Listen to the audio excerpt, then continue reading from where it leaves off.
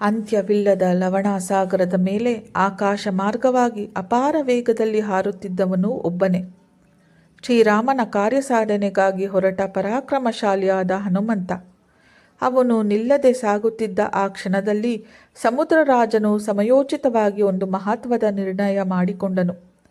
ತನ್ನೊಳಗೆ ಅಡಗಿಸಿಕೊಂಡಿದ್ದ ಗಿರಿಶ್ರೇಷ್ಠನಾದ ಹಿರಣ್ಯನಾಭನಾದ ಸುವರ್ಣ ಶಿಖರಗಳಿಂದ ಕಂಗೊಳಿಸುವ ಮೈನಕಾ ಪರ್ವತವನ್ನು ಉದ್ದೇಶಿಸಿ ಹೀಗೆಂದನು.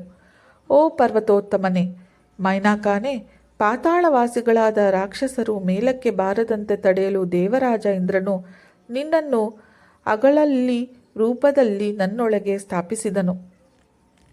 ನೀನು ಪಾತಾಳದ ಈ ದುರ್ಗಮ ಬಾಗಿಲನ್ನು ಆವರಿಸಿ ನಿಂತವನು. ನಿನಗೆ ಅಡ್ಡವಾಗಿಯೂ ಎತ್ತರವಾಗಿಯೂ ವಿಸ್ತರಿಸುವ ಅಪಾರ ಶಕ್ತಿ ಇದೆ. ಆದ್ದರಿಂದಲೇ ಇಂದು ನಾನು ನಿನ್ನನ್ನು ಮೇಲಕ್ಕೆದ್ದು ನಿಲ್ಲುವಂತೆ ಪ್ರಚೋದಿಸುತ್ತಿದ್ದೇನೆ. ನೋಡು, ಶ್ರೀರಾಮನ ಕಾರ್ಯಸಿದ್ಧಿಗಾಗಿ ಪರಾಕ್ರಮಶಾಲಿಯಾದ ಅಸಾಧ್ಯ ಶೂರನಾದ ಕಪಿಪ್ರವರನಾದ ಹನುಮಂತನು ಆಕಾಶ ಮಾರ್ಗವಾಗಿ ಲಂಕೆಯತ್ತ ಹೊರಟಿದ್ದಾನೆ. ಇಕ್ಷ್ವಾಕು ವಂಶೋದ್ಭವನಾದ ಶ್ರೀರಾಮನ ಅನುಯಾಯಿಯಾಗಿ ಸಹಾಯ ಮಾಡುವುದು ಇಂದು ನನ್ನ ಕರ್ತವ್ಯ. ರಘುವಂಶೀಯರು ನನಗೆ ಪೂಜ್ಯರು. ನೀನು ನನ್ನೊಳಗೆ ನೆಲೆಸಿರುವುದರಿಂದ ನೀನು ಪೂಜನೀಯನಾಗಿದ್ದೇನೆ. ನಾವು ಮಾಡಬೇಕಾದ ಕಾರ್ಯ ಒಂದೇ, ಈ ಮಹಾವೀರನಿಗೆ ಸ್ವಲ್ಪ ವಿಶ್ರಾಂತಿ ನೀಡುವುದು. ಸಕಾಲದಲ್ಲಿ ಕರ್ತವ್ಯ ನೆರವೇರಿಸದಿದ್ದರೆ ಹಿರಿಯರು ಕುಪಿತರಾಗುತ್ತಾರೆ. ಆದುದರಿಂದ ಮೈನಕಾನೇ, ನೀನು ಸಮುದ್ರದೊಳಗಿಂದ ಮೇಲಕ್ಕೆದ್ದು ನಿಲ್ಲು.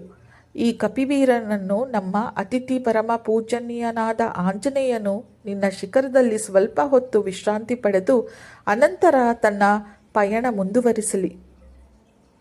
ಮೈನಕಾ ಪರ್ವತದ ಉದಯ ಸಮುದ್ರರಾಜನ ಮಾತುಗಳನ್ನು ಕೇಳಿದೊಡನೆ ಮಹಾವೃಕ್ಷಗಳು ಮತ್ತು ಲತೆಗಳಿಂದ ಆವರಿತನಾಗಿದ್ದ ಹಿರಣ್ಯ ಶೃಂಗಾರವಂತನಾದ ಮೈನಕಾ ಪರ್ವತನು ತನ್ನ ಶಿಖರವನ್ನು ನಿಧಾನವಾಗಿ ಮೇಲಕ್ಕೆ ತಾಚಿದನು. ಅದು ಸಮುದ್ರವನ್ನು ಭೇದಿಸಿಕೊಂಡು ಹೊರಬಂದ ಸೂರ್ಯದೇವನ ಕಿರಣಗಳಂತೆ ಪ್ರಕಾಶಿಸುತ್ತಿತ್ತು. ಒಂದು ಕ್ಷಣದಲ್ಲಿ ತನ್ನ ಎಲ್ಲ ಶಿಖರಗಳನ್ನು ಹೊರಚಾಚಿ ಮೈನಕಾ ಪರ್ವತವು ದಿವ್ಯವಾಗಿ ವಿರಾಜಿಸಿತು. ಅದರ ಶಿಖರಗಳು ಅಗ್ನಿಯ ಕಾಂತಿಯಂತೆ ಹೊಳೆಯುತ್ತಿದ್ದವು. ಅಲ್ಲಿ ಕಿನ್ನರರು ವಿಹರಿಸುತ್ತಿದ್ದರು. ಮಹಾಸರ್ಪಗಳು ಹಾರಾಡುತ್ತಿದ್ದವು. ಉದಯ ಸೂರ್ಯನಂತೆ ಆಕಾಶವು ಸ್ವರ್ಣ ಕಿರಣಗಳಿಂದ ತುಂಬಿತು. ಸಮುದ್ರದೊಳಗಿಂದ ಮೇಲಕ್ಕೆದ್ದ ಮೈನಕಾ ಪರ್ವತದ ಶಿಖರಗಳು ಚಿನ್ನದಂತೆ ಕಂಗೊಳಿಸುತ್ತಿದ್ದವು. ನೀಲಾಕಾಶದಲ್ಲಿ ಅವು ಕಾಂಚನ ಪ್ರಭೆಯಂತೆ ದೀಪಿಸುತ್ತಿದ್ದವು. ಸುವರ್ಣಮಯ ಶಿಖರಗಳಿಂದ ಕೂಡಿದ್ದ ಅತ್ಯುನ್ನತ ಮೈನಕಾ ಪರ್ವತವು 100 ಸೂರ್ಯನಿಗೆ ಸಮಾನವಾಗಿ ಪ್ರಕಾಶಿಸುತ್ತಿತ್ತು. ಹನುಮಂತನ ಪ್ರತಿಕ್ರಿಯೆ. ಲವಣಸಾಗರದಿಂದ ಏಕಾಏಕಿ ಮೇಲೆದ್ದು ತನ್ನ ಮುಂದೆಯೇ ನಿಂತ ಮೈನಕಾ ಪರ್ವತವನ್ನು ಕಂಡು ಹನುಮಂತನು ಕ್ಷಣ ಮಾತ್ರ ಯೋಚಿಸಿದನು. ಇದು ನನ್ನ ಕಾರ್ಯಕ್ಕೆ ವಿಘ್ನವೇ? ಮಹಾವೇಗದಲ್ಲಿ ಸಾಗುತ್ತಿದ್ದ ಮಹಾಕಪಿಯಾದ ಹನುಮಂತನು ವಾಯುವು ಕಾರ್ಮುಗಿಲನ್ನು ಚದುರಿಸುವಂತೆ ಮೈನಕಾ ಪರ್ವತದ ಶಿಖರಕ್ಕೆ ಅಪ್ಪಳಿಸಿದನು.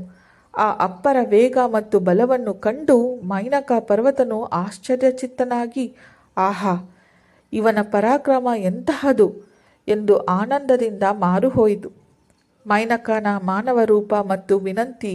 ಆಮೇಲೆ ಮೈನಕಾ ಪರ್ವತವು ಮಾನವ ರೂಪವನ್ನು ಧರಿಸಿ ತನ್ನ ಶಿಖರದ ಮೇಲೆ ನಿಂತು ಆಕಾಶ ಮಾರ್ಗವಾಗಿ ಸಾಗುತ್ತಿದ್ದ ಕಪಿವರನಿಗೆ ಭಕ್ತಿಯಿಂದ ನಮಿಸಿ ಹೀಗೆಂದಿತು.